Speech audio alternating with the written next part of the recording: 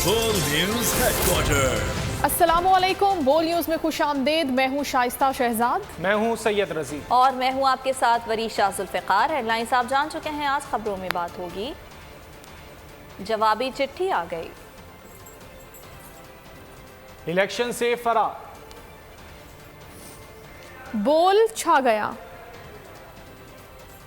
जमानत मिली रिहाई ना मिली,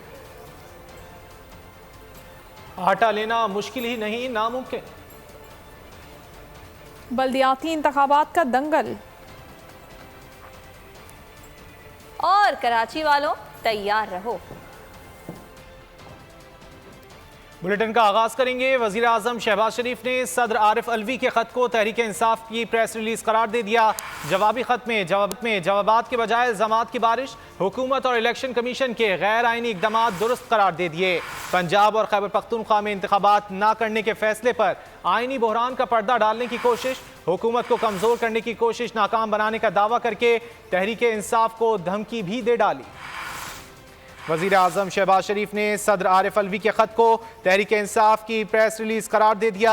जवाबी खत में जवाबात के बजाय इल्जामात की बारिश, हुकूमत और इलेक्शन कमीशन के गैर आइनी इकदाम दुरुस्त करार दे दिए। पंजाब और खैबर पख्तूनख्वा में इंतखाबात न करने के फैसले पर आइनी बहरान का पर्दा डालने की कोशिश, हुकूमत को कमजोर करने की कोशिश, नाकाम बनाने का दावा करके तहरीक इंसाफ को धमकी भी दे डाली। वज़ीर आज़म शहबाज शरीफ का सदर आरिफ अलवी के खत का जवाब, जवाबात के बजाय इल्जामात की तकरार, गैर आइनी इक़दाम दुरुस्त करार। वज़ीर आज़म शहबाज शरीफ ने लिखा, सदर का खत तहरीक इंसाफ का प्रेस रिलीज दिखाई देता है। ये सदर के आइनी मनसब का आइनादार नहीं, आप मुंतखब आइनी हुकूमत के खिलाफ फाल अंदाज में काम करते आ रहे हैं। वज़ीर आज़म ने इंसानी हकूक़ की पाबंदियों का मुदल्लल जवाब देने के बजाय 2022 में ह्यूमन राइट्स वॉच की रिपोर्ट की आड़ ले ली। मुतासरीन को आइन और कानून का मतलूबा तहफ़्फ़ुज़ फराहम करने का दावा भी कर डाला। वज़ीर आज़म ने मीडिया के खिलाफ जारी बदतरीन फस्तायत का मवाजना साबिक़ा दौर के बाज़ वाक़यात से किया। अपने दौर में बनाए गए मुकदमात पर नैब की कार्रवाइयों को भी PTI दौर के खाते में डाल दिया। PTI रहनुमाओं की इलेक्शन कमीशन पर हमले से ताबीर किया। इंतज़ामी इख्तियारात में सदर से मुशावरत से क़तई इनकार कर दिया। वज़ीर आज़म ने पंजाब और खैबर पख्तूनख्वा में इंतखाबात ना कराने के फैसले को आइनी बहरान के पीछे छुपाने की कोशिश की।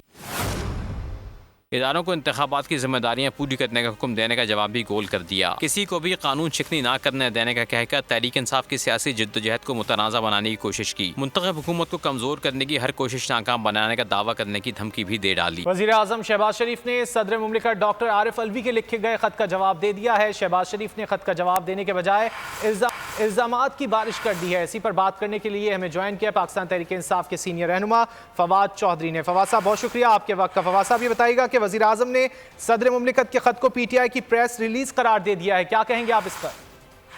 जी, जाहिर है जब सदर मुमलिकत ने अपना जो खत लिखा है उसमें आइन के ऊपर अमल करने का कहा है और आइन को कोट किया है, तो जाहिर है कि शहबाज शरीफ को तो ये तहरीक इंसाफ की प्रेस रिलीज ही लगेगी, क्योंकि इमरान खान इस वक्त जो तहरीक चला रहे हैं वो पाकिस्तान के आइन की सरबुलंदी और उसको मानने को वो कह रहे हैं।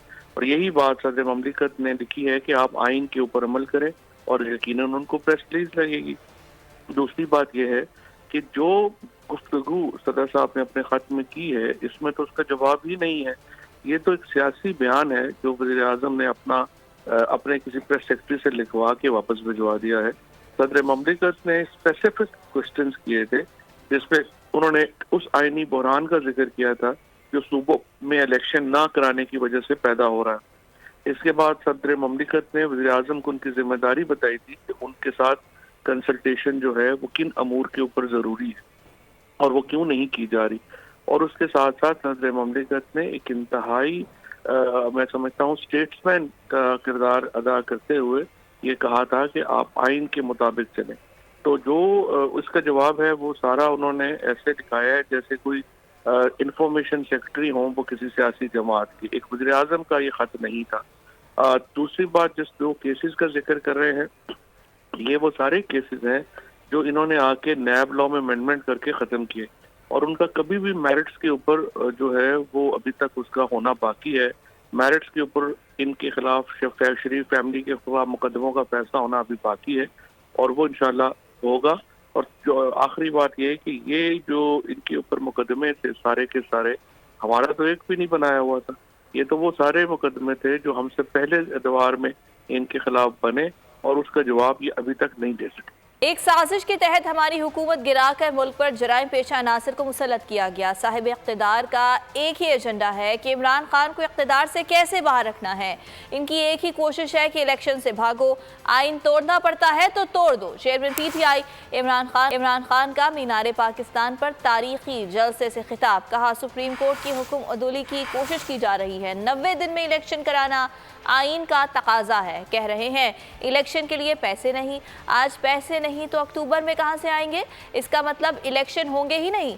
इमरान खान ने कहा कि लोगों को खौफजदा किया जा रहा है, किसी तरह जालिम हुक्मरानों को कबूल कर लें। जब आइन कहता है कि 90 दिन में इलेक्शन होगा, जब पाकिस्तान का सुप्रीम कोर्ट कहता है कि 30 अप्रैल को पंजाब का इलेक्शन है, तो किस मुंह से इलेक्शन कमीशन ने कहा कि जी अक्टूबर में इलेक्शन होगा?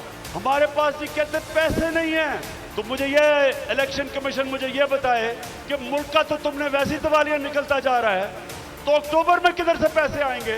तो इसका मतलब तो इलेक्शन होंगे नहीं। झूठ बोला कि जी IMF कह रहा है। IMF ने तस्दीक की कि हम नहीं कह रहे। तो कोशिश क्या है इनकी? अगर आइन तोड़ना पड़ता तो तोड़ो, किसी तरह इमरान खान इलेक्शन के में जीत के इख्तिदार में ना आ जाए। बस ये 1 पॉइंट एजेंडा है। चेयरमैन तहरीक इंसाफ इमरान खान ने सियासी अदम इस्तेहकाम से निकलने के लिए रोड मैप दे दिया है। मीनार पाकिस्तान पर जलसे से खिताब में कहा कि गवर्नेंस सिस्टम बेहतर करने के लिए कानून की हुक्मरानी लाना होगी।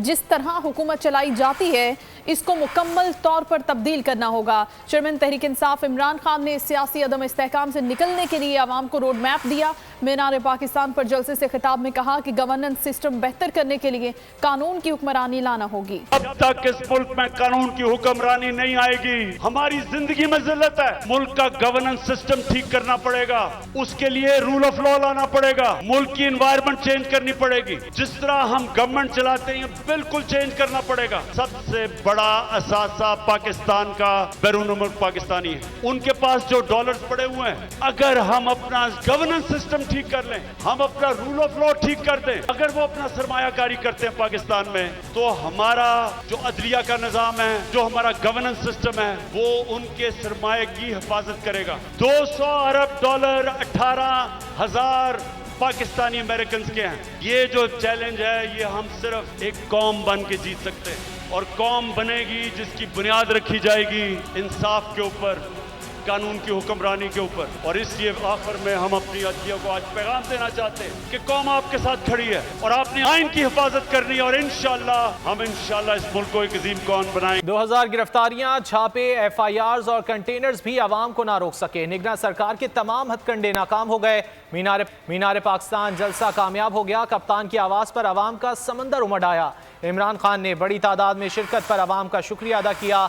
कहा, लाहौरियों ने मायूस नहीं किया, आप पर फख्र है। PTI का जलसा ट्विटर पर भी छाया रहा। गिरफ्तारियां, छापे, जगह जगह रुकावटें और कंटेनर्स की भरमार, फिर भी कौम इमरान खान के साथ। निगरान सरकार की सारी निगरानी धरी की धरी रह गई। कप्तान की आवाज़ पर खिलाड़ियों ने लब्बैक कहा। रुकावटें अबूर करते हुए मीनार पाकिस्तान पहुँचे। जलसागाह में हर तरफ सर ही सर, तिल धरने की जगह न रही। जलसे में पार्टी तरानों ने शुरका को मजीद चार्ज रखा। PTI के हक में और हुकूमत के खिलाफ नारे लगाए। इमरान खान ने अवाम की बड़ी तादाद में शिरकत पर उनका शुक्रिया अदा किया। ट्वीट में लिखा, लाहौरियों ने मायूस नहीं किया, आप पर फख्र है। शहर बंद करने और 2000 कारकुनों को गिरफ्तार करने के बावजूद जलसा कामयाब हुआ। सारिफीन ट्विटर पर भी फुल चार्ज। जलसा खत्म हो गया, ट्रेंड खत्म नहीं हुआ। चलो चलो मीनार पाकिस्तान चलो, जलसा नहीं रेफरेंडम है। और हकीकी आज़ादी जलसा ट्विटर पर छाए हुए हैं। और हुकूमत का जमहूरियत से खिलवाड़ जारी। जमानत के बाद क्वेटा पुलिस ने 3 MPO के तहत PTI रहनुमा हसन नियाजी को दोबारा गिरफ्तार कर लिया। पुलिस हुकाम के मुताबिक हसन नियाजी को जेल से सदर थाना मुंतकिल कर दिया गया। इससे कबल ड्यूटी जज एहतशाम आलम ने महफूज फैसला सुनाते हुए हसन नियाजी को रिहा करने का हुक्म दिया था। हुकूमत का जमहूरियत से खिलवाड़ जारी है और जमानत के बाद क्वेटा पुलिस ने 3 MPO के तहत PTI रहनुमा हसन नियाजी को एक बार फिर गिरफ्तार कर लिया। पुलिस हुक्काम के मुताबिक हसन नियाजी को जेल से सदर थाना मुंतकिल कर दिया गया। इससे कबल ड्यूटी जज एहतशाम आलम ने महफूज फैसला सुनाते हुए हसन नियाजी को रिहा करने का हुक्म दिया था और उन्हें जमानत दे दी गई थी। लाड़काना, कंबर शहदाद कोट और हैदराबाद में भी ज़िमनी बल्दियाती इंतखाबात के तहत मखसूस पोलिंग स्टेशन पर पोलिंग का अमल जारी है। पोलिंग स्टेशन पर आवाम की कितनी तादाद मौजूद है और लोगों का जोश व जज्बा कैसा है? लाड़काना डोगरी टाउन कमेटी में मौजूद हैं बोल न्यूज़ के नुमाइंदा शहजाद अली खान और हैदराबाद से हमें बताएंगे polling station primary girls school Razia Sultana से गुलाम शब्बीर अर्राई। गुलाम शब्बीर, बताइएगा कि कितने लोग निकले हुए हैं वोट कास्ट करने के लिए, कैसा माहौल देख रहे हैं? खबर आपको दे रहे हैं आज इलेक्शंस के हवाले से लाड़काना, कंबर शहदाद कोट और हैदराबाद में ज़िमनी बल्दियाती इंतखाबात है। बोल न्यूज़ के नुमाइंदा शहजाद अली भी हमें ज्वाइन कर चुके हैं, उनसे मजीद जानते हैं। शहजाद, आप देख रहे हैं कि किस तरह से लोग निकले हुए हैं आज और पोलिंग के हवाले से अपडेट कीजिएगा, क्या खबरें नजर आ रही हैं यहाँ पर? पोलिंग के हवाले से जो हम देख रहे हैं वो लोगों की इस वक्त भी डोकरी पोलिंग स्टेशन के बिल्कुल बाहर खड़ा हूं। मेरे अकब में जो है वो जीडीए का कैंप लगा हुआ है जहां पे उनके सपोर्टर्स और वोटर्स बहुत बड़ी तादाद में मौजूद हैं, जबकि मेरे दाईं जानिब जो है वो बिल्कुल मेरे अपोजिट पीपल्स पार्टी का कैंप लगा हुआ है। वहां पे भी बहुत बड़ी तादाद में उनके वोटर्स और सपोर्टर्स मौजूद है। वक्ता व वक्तन जो है वो दोनों जानिब से नारेबाजी की जा रही है, लेकिन माहौल इंतहाई खुशगवार है।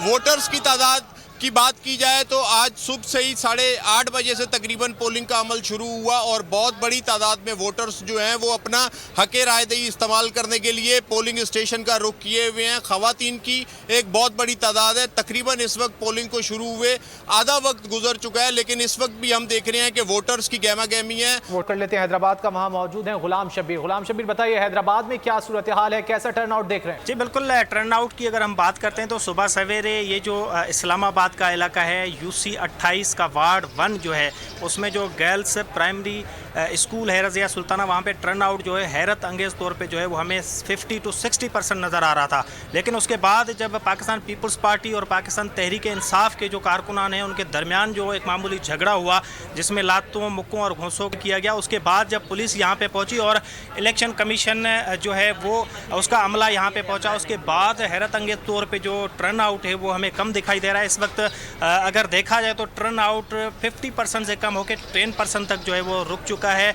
और मैं आपको बताऊं कि इसके अलावा जो यूसी 35 का जो वार्ड नंबर 3 है उस पर भी पोलिंग का अमल जो है वो स्मूथली जारी है। इतना ज़्यादा टर्न आउट वहाँ पे भी नहीं है, लेकिन यहाँ की अगर हम बात करते हैं तो यहाँ पे दो पार्टियों के दरमियान जो है वो एक मामूली तसादुम भी हुआ है और एक दूसरे पे जो है वो धांधली के इल्ज़ाम जो हैं वो भी लगाए गए हैं। शुक्रिया, आप हमें आगाह कर रहे थे गुलाम शब्बीर अनाई और शहजाद अली। पोलिंग स्टेशन के हवाले से क्या सूरत हाल है? आज बता रहे हैं कि पोलिंग का अमल अभी जारी है। तो नजर आ रहा है सामने लिखा हुआ है जुल्म मिटने के लिए। दो चीजों से मिटेगा भाई, एक अदल की कुर्सी पे जो लोग बैठते हैं ना वो अदल के हिसाब से फैसले करने लगे, दूसरा कौम निकल खड़ेगी उस जुल्म के खिलाफ, तो जुल्म खत्म हो जाएगा। या इन दोनों में से कोई एक चीज हो जाए या दोनों हो जाए। अगर 420 का मुकदमा था उस वक्त अदलिया में जो लोग बैठे हुए केस देख रहे थे वो पूछते ना यार चीट हुआ कौन है, जब उनको दिखता कोई चीट नहीं हुआ केस खत्म कर देते। तो जालिम जुल्म कर ही नहीं पाता। 9 जजेस ने नोट बिफोर किया मेरे केस को यार, 1.5 साल चला। शख्सी जमानत का केस, सेम केस इस्लामाबाद में कर दिया। एक ही इल्जाम पे 2 केस हो नहीं सकते भाई। मतलब 60 दिन का वक्त होता है, 102 दिन के बाद मैं जीत गया, केस बरी हो गया, 102 दिन के बाद अपील फाइल की, एक्सेप्ट कर ली। नहीं करते ना एक्सेप्ट, खत्म हो जाता ना जुल्म यार। भरी अदालत में मुझे बरी कर दिया, फिर पता नहीं क्या हुआ 2.5 घंटे बाद का नोट बिफोर, मैं नहीं सुनता ये केस। खड़े रहते अपने फैसले पे, मिट जाता जुल्म। अल्लाह ताला ने बिठाया इन कुर्सियों पे इनको यार, ये अल्लाह ताला की तरफ से फैसले करने हैं। तो या तो ये फैसले आएंगे जुल्म मिट जाएगा या कौम खड़ी हो जाएगी जुल्म के खिलाफ।